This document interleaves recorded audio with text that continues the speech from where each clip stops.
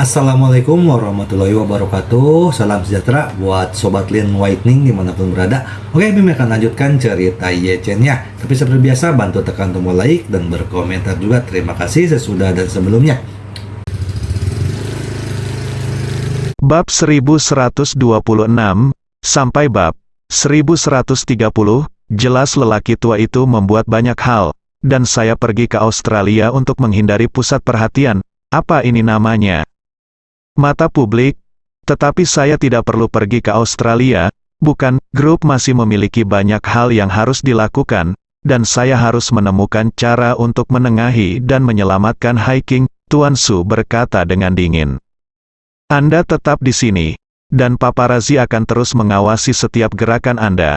Dan jangan lupa, ada banyak keluarga yang menunggu untuk mengambil kesempatan untuk meminum darah kami dan memakan daging kami, dan Anda adalah titik terobosan mereka. Pendapat saya, Anda harus pergi ke Australia untuk berlindung. Bukankah kita memiliki villa tepi laut di Queensland?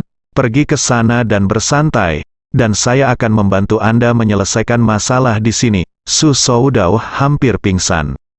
Dia berpikir dengan kesal di dalam hatinya, bukankah membiarkan saya pergi ke Australia saat ini jelas menjadikan saya target yang bergerak dan menarik senjata? Tidak apa-apa jika saya tidak pergi. Dalam persepsi dunia luar tentang masalah ini, itu masih lelaki tua jika saya mengkhianati cucu perempuan saya, jika saya melarikan diri. Saya tidak tahu bagaimana orang-orang ini akan mengaturnya untuk saya, standar grup. Jika saya pergi, pekerjaan saya siapa yang akan mengambilnya? Mungkinkah Su Soude? Jika bajingan Su Soude mengambil pekerjaan saya, maka ketika saya kembali, wakil ketua eksekutif akan menjadi miliknya. Jadi bukankah saya dikosongkan, tepat pada Su Soudao ketika memutar otak untuk menolak dengan sopan pengaturan lelaki tua itu. Su Chengfeng berkata langsung, Soude, atur pesawat untuk saudaramu, dan biarkan dia pergi dengan cepat malam ini. Pekerjaannya di grup akan menjadi dikelola olehmu untuk saat ini. Ketika Su Soude mendengar ini, dia sangat bersemangat hingga dia hampir bersorak. Namun, dia menekan kegembiraan di dalam hatinya dan berkata dengan hormat, Ayah, jangan khawatir, saya akan segera mengatur pesawatnya. Su Soudao memohon, Ayah, bahkan jika Ayah membiarkan saya pergi, saya mohon Anda memperlambat saya turun selama 2 hari. Setidaknya biarkan aku mengobrol baik dengan hiking. Su Chengfeng melambaikan tangannya. Tidak ada yang perlu dibicarakan. Berdasarkan apa yang aku ketahui tentang Du Hiking, tidak mungkin dia menikah lagi denganmu. Jadi kamu mungkin juga hentikan kekacauan ini dengan cepat dan singkirkan dia. Bercerai. Aku, suara Su Soudao nyaris menangis. Jika benar-benar harus pergi, akan ada terlalu banyak penundaan.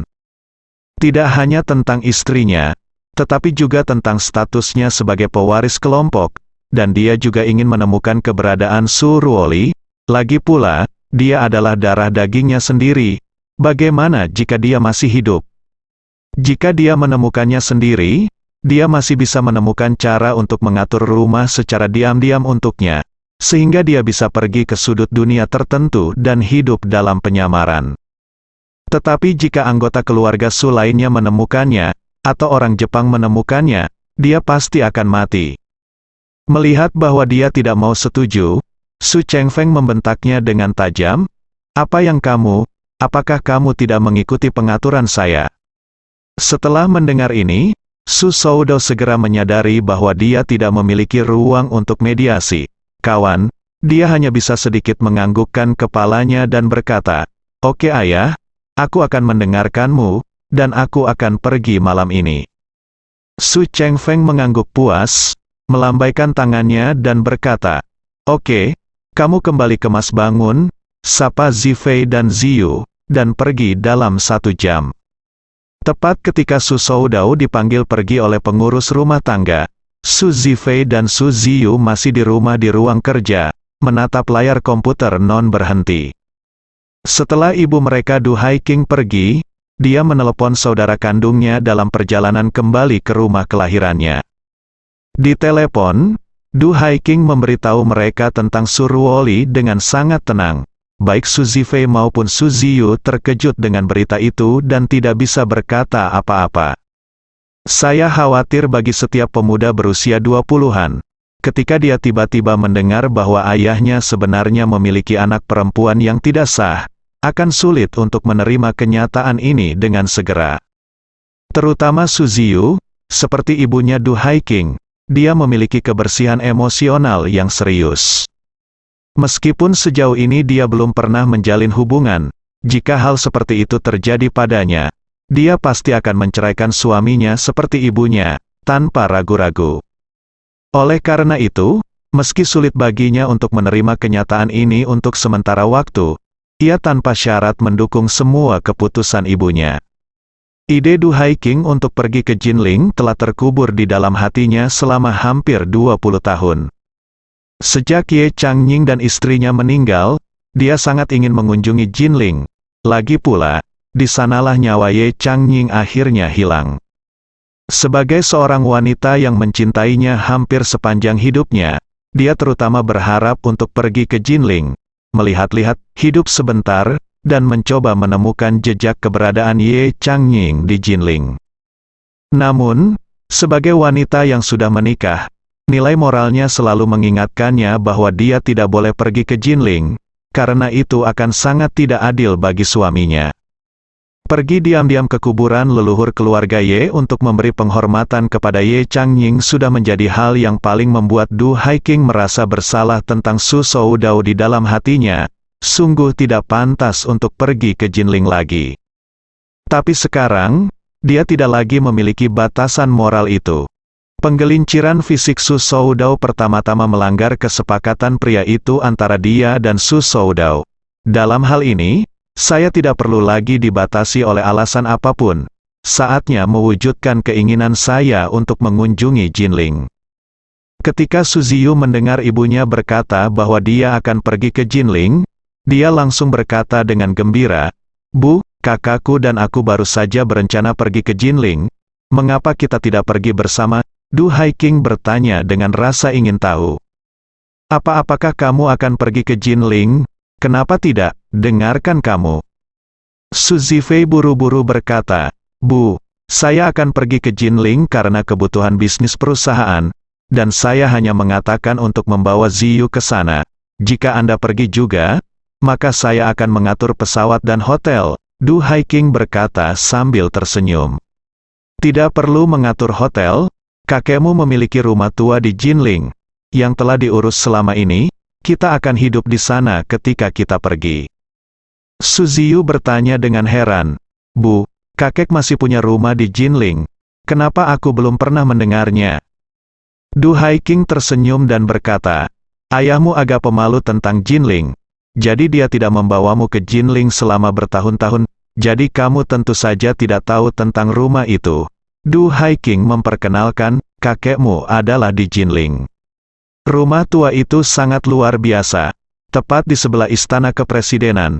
Rumah itu sudah ada sejak dinasti Ming, hingga dinasti Qing dan Republik Tiongkok, ditinggali oleh orang-orang besar. Hanya di tahun 1970-an kakekmu menghabiskan banyak uang untuk membelinya. Dia dan nenekmu kadang-kadang akan tinggal di sana untuk sementara waktu." Ketika Su Zifei mendengar bahwa ayahnya agak pemalu tentang Jinling, dia langsung teringat masa lalu. Dia telah mendengar tentang beberapa hal saat itu, dan tahu bahwa Ye Changnying, kesayangan ibunya saat itu, meninggal di Jinling. Karena itu, dia sedikit bingung di hatinya. Pada saat ini, Su Ziyu di samping berkata tanpa ragu, "Bu, kenapa kamu tidak pergi ke rumah kakek untuk istirahat malam ini, dan ayo pergi ke Jinling besok pagi?" Du Haiking berkata, "Oke, kalian berdua tidak ingin berbicara denganmu." Ayah berbicara tentang masalah antara aku dan dia. Ini adalah masalah antara kita berdua, tidak peduli apa. Itu hanya akan mempengaruhi hubunganku dengannya.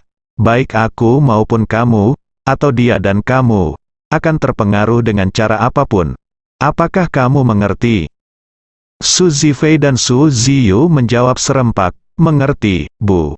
Du Haiking berkata dengan puas, "Oke, aku di rumah nenekmu, jadi aku tidak akan memberitahumu untuk saat ini, Su Ziyu."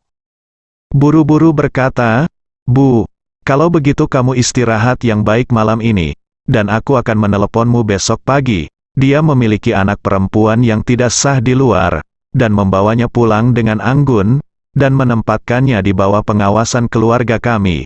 Kenapa dia tidak berpikir bahwa keluarga kami bertiga juga akan marah?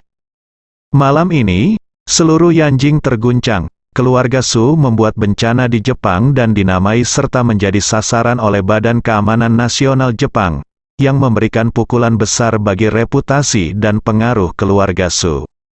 Di saat yang sama, keluarga lain di Yanjing, yang dipimpin oleh keluarga Ye, juga mulai bersiap. Keluarga Su saat ini telah kehilangan banyak tuan dan menyinggung caebol luar negeri. Di masa depan, keluarga Su pasti akan memperketat dan bertindak dengan ekor terselip. Dengan cara ini, keluarga lain akan memiliki kesempatan untuk menggerogoti kekuatan keluarga Su. Ye Zongquan sangat senang dengan hal ini. Dia merasa bahwa ini adalah berkat Tuhan. Musim semi kedua keluarga Ye akhirnya datang, jadi dia memanggil semua putra dan putrinya kecuali Ye Changmin, dan segera menyusun rencana 3 tahun. Mulai sekarang, dalam 3 tahun ke depan, keluarga Ye akan menyerang keluarga Su secara menyeluruh seperti keluarga Su mengorganisir aliansi anti-Ye saat itu. Keluarga Su tidak hanya akan diturunkan dari altar, tetapi juga kekuatan mereka sendiri akan dinaikkan ke tingkat yang lebih tinggi, sehingga keluarga Su akan tertinggal jauh, dan mereka sekali lagi bercita-cita menjadi keluarga nomor 1 di dunia, negara. Namun, Tuan Ye tidak segera melakukannya, tetapi memilih hari deklarasi perang sebagai upacara pemujaan leluhur di Qingming tahun ini. Dia tidak bisa menyembunyikan kegembiraannya dan berkata kepada putra dan putrinya, "Kali ini upacara pemujaan leluhur akan membawa semua cabang. Keluarga Ye dari seluruh negeri ke Gunung Yeling, keluarga besar dengan warisan yang teratur.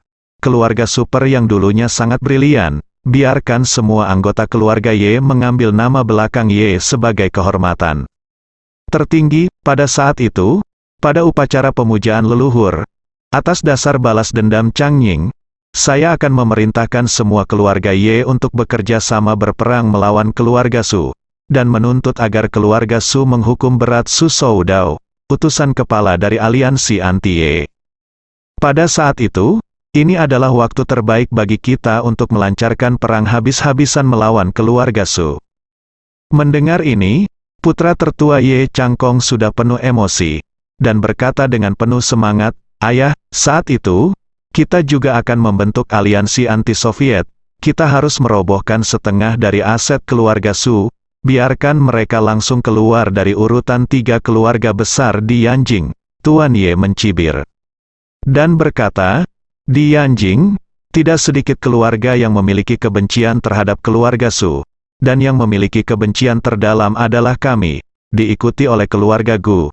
Jika kami mengibarkan panji untuk berurusan dengan keluarga Su, keluarga Gu pasti akan mengikuti di belakang. Yang paling penting sekarang adalah membiarkan Chener dan Gu Qiuyi menikah secepat mungkin. Begitu mereka menikah, keluarga Gu pasti akan membantu keluarga Ye dengan segenap kekuatan mereka tanpa ragu-ragu. Pada saat itu, keluarga Su pasti tidak berdaya dan biarkan kami membantai mereka dengan sembrono." Ye Changkong bertanya, "Ayah, bukankah sebelumnya kamu mengatakan bahwa kamu ingin Chener mencobanya, dapatkan Su Ziyu itu dari keluarga Su?" Tuan Ye melambaikan tangannya, dan berkata sambil mencibir, "Saya pikir sebelumnya, keluarga Su lebih unggul dari kami dalam segala aspek, dan kami tidak bisa mengalahkan mereka, jadi lebih baik untuk ubah ke orang lain. Berpikir, biarkan Chener mengejar Su Ziyu itu." Tapi siapa yang mengira bahwa keluarga Su akan bertemu Waterloo satu demi satu di Jepang? Mereka sekarang terluka parah, dan kita bisa langsung memulai perang skala penuh dengan mereka. Jadi mengapa menggunakannya? Chener menikahi gadis mereka. Pada titik ini, Tuan Ye tertawa beberapa kali, dan berkata dengan keras, "Hahaha, Tuhan benar-benar membuka mata, membuka mata. Ye Changyun ketiga yang tua bertanya, "Ayah, bagaimana jika Chener tidak ingin menikahi seorang gadis dari keluarga Gu?" Tuan Ye tersenyum misterius dan berkata, "Pada saat itu, Chener juga akan datang untuk berpartisipasi dalam upacara pemujaan leluhur. Saat itu, saya akan mengumumkan rencana balas dendam terhadap keluarga Su di depan semua keturunan dari kamu keluarga, dan kemudian biarkan pernikahan Chener dan keluarga Gu, untuk meningkatkan kekuatan kita secara keseluruhan, menginjak-injak keluarga Su. Kebencian antara orang tua tidak dapat didamaikan. Saya yakin dia tidak akan menolak Yanjing." Du keluarga, sebelum Du Haiking pulang, orang tua, saudara laki-laki dan perempuannya semua tahu tentang skandal keluarga Su, dan juga tahu bahwa Su Soudao memiliki anak perempuan yang tidak sah sejak lama. Jadi, sebelum dia kembali, saudara-saudari lain dari keluarga Du bergegas kembali satu demi satu di bawah panggilan Tuan Du. Nyonya Du dan Nyonya Du sangat menyadari temperamen Du Haiking. Mereka tahu bahwa selama Du Haiking mengetahui hal ini, dia akan segera kembali ke rumah kelahirannya, jadi mereka tidak menelepon Du Haiking, atau meminta orang lain untuk melakukannya. Panggil Du Haiking, berkumpul saja dan tunggu Du Haiking kembali. Ketika mobil Du Haiking masuk ke rumah keluarga Du, orang tuanya dan beberapa saudara laki-laki dan perempuan semuanya keluar dari rumah untuk menyambutnya.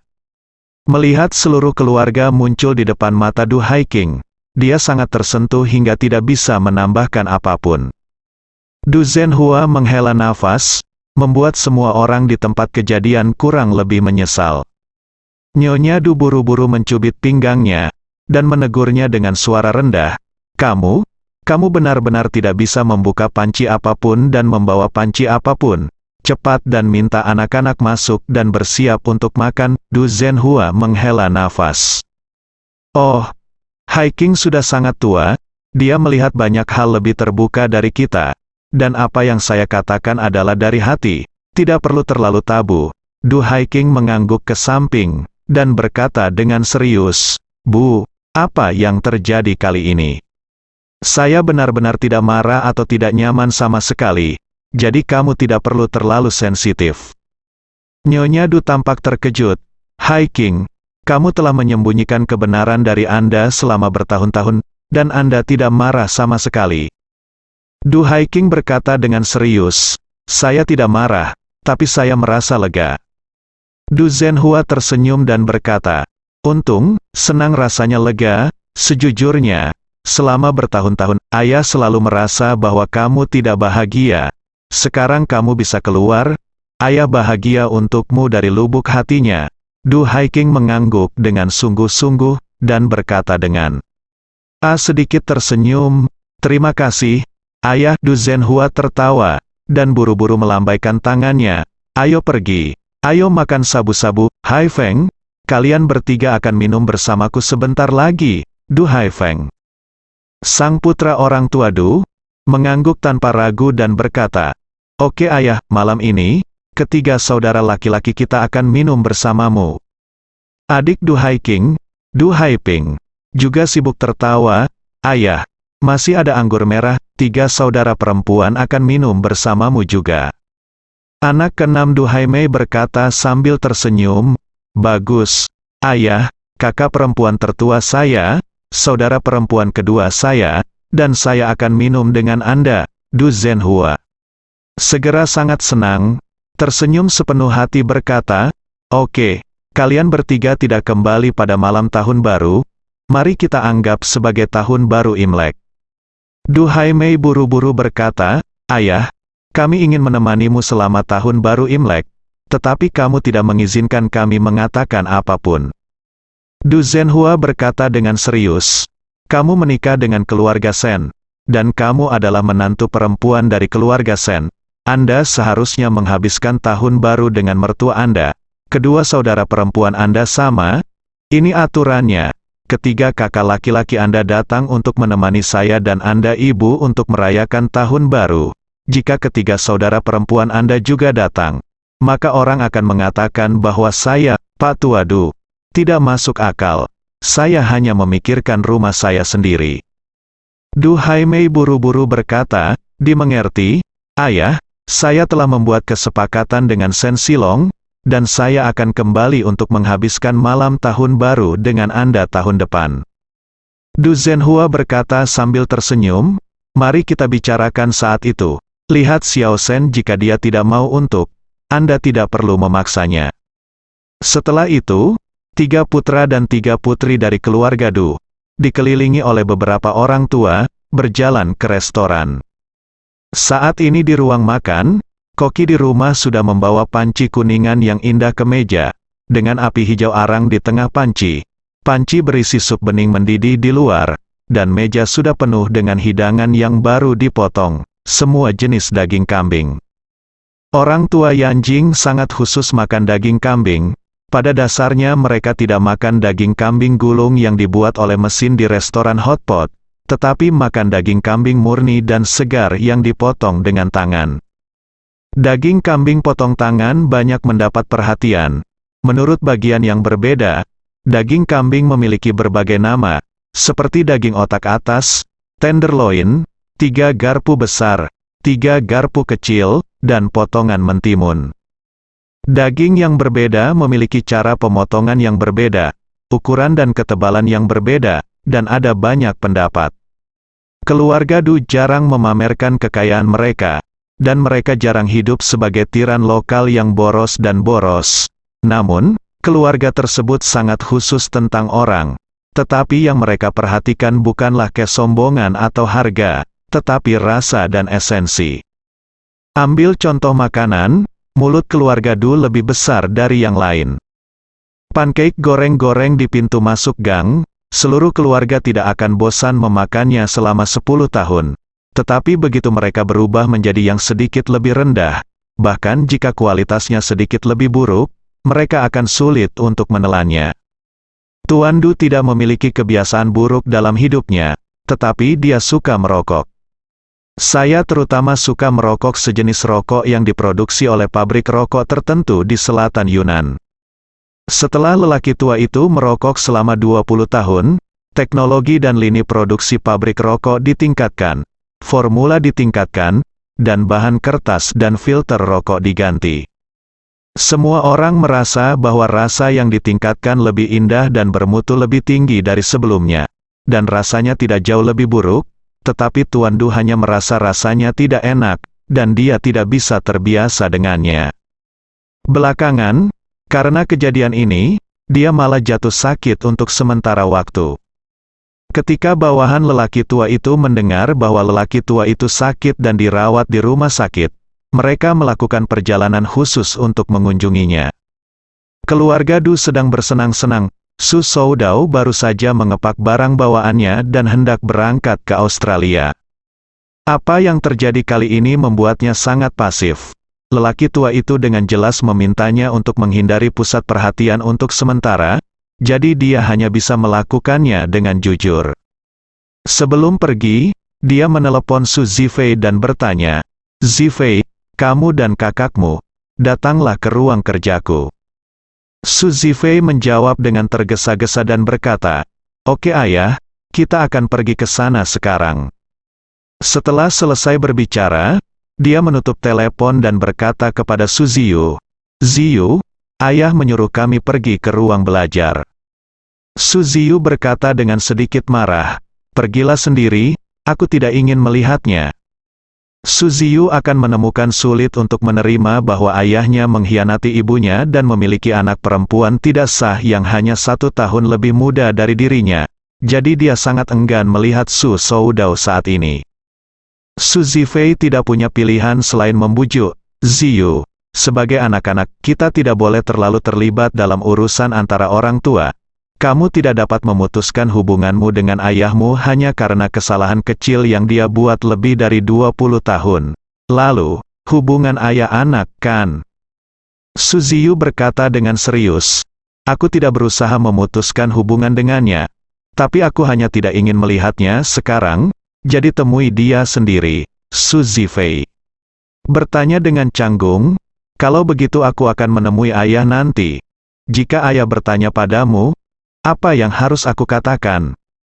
Su Ziyu berkata tanpa ragu. Kalau begitu katakan saja padanya, aku belum ingin bertemu dengannya. Su Zifei melihat bahwa Su Ziyu tidak bercanda.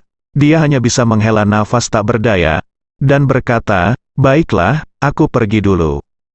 Segera, Su Zifei berdiri dan berjalan keluar dari ruang kerja Su Ziyu. Villa keluarga Su menempati area yang sangat luas, dan keseluruhannya lebih seperti kastil. Meskipun seluruh keluarga tinggal bersama, mereka tinggal di area villa yang berbeda. Su Zifei turun ke ruang kerja ayahnya Su Soudao setelah mengetuk pintu dan masuk. Dia melihat Su Soudao sedang merokok dengan wajah sedih, seolah dia tiba-tiba berumur 10 tahun. Melihat Su Zifei masuk, Su Soudao bertanya dengan heran, "Di mana adikmu?" Su Zifei berkata dengan canggung, "Ziyu sedikit." Su Soudao tersenyum masam, dan bertanya berkata, "Ziyu pasti sangat marah padaku, kan?" Su Zifei berkata sambil mencibir, "Dia hanya sedikit kutu buku. Sebenarnya, hal semacam ini seharusnya sudah lama terlihat." Su Soudao menghela nafas berkata, "Hei, lagi pula, aku telah mengecewakan ibumu dan kamu saudara laki-laki dan perempuan." Su Zifei buru-buru berkata, "Ayah, jangan katakan itu. Bukankah tidak ada yang benar atau salah dalam hal perasaan? Kamu tidak perlu terlalu menyalahkan dirimu sendiri." Su Soudao melambaikan tangannya. "Tidak ada benar atau salah siapa yang kamu suka dan siapa yang tidak kamu sukai. Tetapi setelah menikah, kamu benar-benar harus bertanggung jawab atas pernikahan dan setengah lainnya. Saya melakukan sesuatu yang salah, dan wajar jika Ziyu marah kepada saya." Dia berkata, "Zifei, saya memanggil Anda ke sini terutama untuk memberitahu Anda sesuatu. Kakek Anda meminta saya pergi ke Australia untuk hindari angin kepala. Aku akan pergi malam ini, dan aku mungkin tidak bisa kembali dalam waktu singkat." "Pergi ke Australia?" Su Zifei bertanya dengan heran. "Ayah, mengapa kakek memintamu pergi ke Australia saat ini? Anda pergi begitu tergesa-gesa, bahkan jika insiden ini besar, tidak perlu pergi ke Australia, bukan, Su?" Soudao berkata sambil tersenyum masam, "Kejadian ini adalah skandal antara saya dan kakek. Kakekmu memintaku untuk pergi ke Australia, jadi wajar saja aku sebagai orang yang disalahkan. Mereka juga membiarkanku mengalihkan perhatian media. Setelah aku pergi, mereka pasti akan membocorkan berita pelarianku semalam ke media, dan kemudian media pasti akan fokus pada saya." Su Zifei berkata dengan marah, "Ayah, kakek sudah bertindak terlalu jauh, kan? Dia mengkhianati Surwoli. Jika itu benar, dia adalah rubah tua yang bahkan bisa mengkhianati cucunya sendiri. Jika kamu tidak cepat mencari cara untuk menyelesaikannya krisis langsung, dan membuangmu sebagai target, itu tidak dibenarkan." Su Soudao melambaikan tangannya, dan berkata dengan serius, "Tidak apa-apa jika kamu membicarakan hal semacam ini di sini. Setelah memasuki ruangan ini, jangan menyebutkannya kepada siapapun. Temperamen kakekmu seperti ini." Di matanya, kepentingan pribadi harus diurus terlebih dahulu dalam segala hal. Di depan kepentingan pribadi, tidak ada yang tidak bisa dikorbankan. Dia bisa menjual Ruoli kepada pasukan bela diri Jepang hari ini. Siapa yang tahu apakah dia akan menjual salah satu dari kita ke kelompok kepentingan besok. Jadi ketika Anda berada di sisinya, Anda harus mengingat 5 kata, pendamping. Sebagai pendamping harimau, Su Zifei sedikit mengangguk, bersambung.